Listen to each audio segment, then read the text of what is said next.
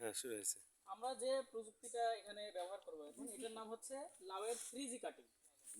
3G মানে 3 generation, জিতে generation.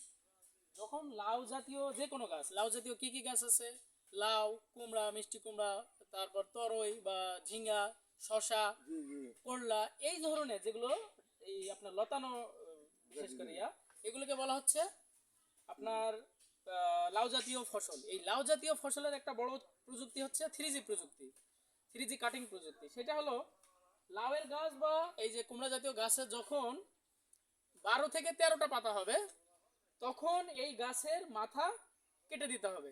মাথাটা কেটে দিলে কি হবে, এই যে ডাল পাতাগুলো রয়েছে, এই প্রত্যেক পাতা থেকে আবার নতুন করে কুশি গজাবে, আরো শাখা হবে। এতে ঘটনাটা ঘটবে কি বা কেন আমরা ভেঙে দিচ্ছি এটা একটু বলি। যখন এই যে মূল যে গাছটা, এই গাছটায় যে ফুল আসবে, এই ফুলগুলো সব হবে পুরুষ ফুল। যখন আমরা কেটে দিব আগাটা, যখন এরপর যে শাখাগুলো বের হবে, এই শাখার 50% অর্থাৎ 10টা যদি লাউয়ের ফুল আসে, তাহলে 5টা ফুল হবে পুরুষ ফুল, 5টা ফুল হবে স্ত্রী ফুল, অর্থাৎ 50% পুরুষ, 50% স্ত্রী। এরপর যখন ওই শাখাগুলো হলো, সেই শাখারও আবার যদি 10-12টা করে পাতা রেখে আবার আগাগুলো কেটে দেই প্রত্যেকটারই, তাহলে তখন যে শাখাগুলো বের হবে, এইটাতে মোটামুটি প্রায় বেশিরভাগ, প্রায় শতভাগ আপনার স্ত্রী ফুল চলে আসবে। বুঝতে পারছেন? এই জন্য আমাদের অফিসে গেলে সহজভাবে আপনাদের বলা হয় যে লাউয়ের ডগা কেটে খাবেন, তাহলে লাউ বেশি হবে। ব্যাপারটা বুঝতে পারছেন? তাহলে এটাকে, এই যে প্রযুক্তি, প্রথম যে এই শাখাটাকে কেটে দেওয়া, এটাকে বলা হয় ফার্স্ট কাটিং।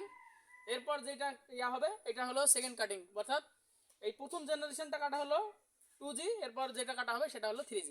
তো এভাবে লাউয়ের ফলন বৃদ্ধি করা যেতে পারে। ঠিক আছে, তাহলে আমরা দেখেন এখানে পাতা কয়টা হয়েছে এই লাউ গাছের, 20-25টা হয়েছে। আমরা এখন ইনশাল্লাহ এই যে কেটে দেবো, এবং এটাতে এই যে এরকম একটু দূরে রেখে রাখলাম, এগুলো তো দেখবেন, এগুলো থেকে এখন শাখা বের হওয়া শুরু হবে।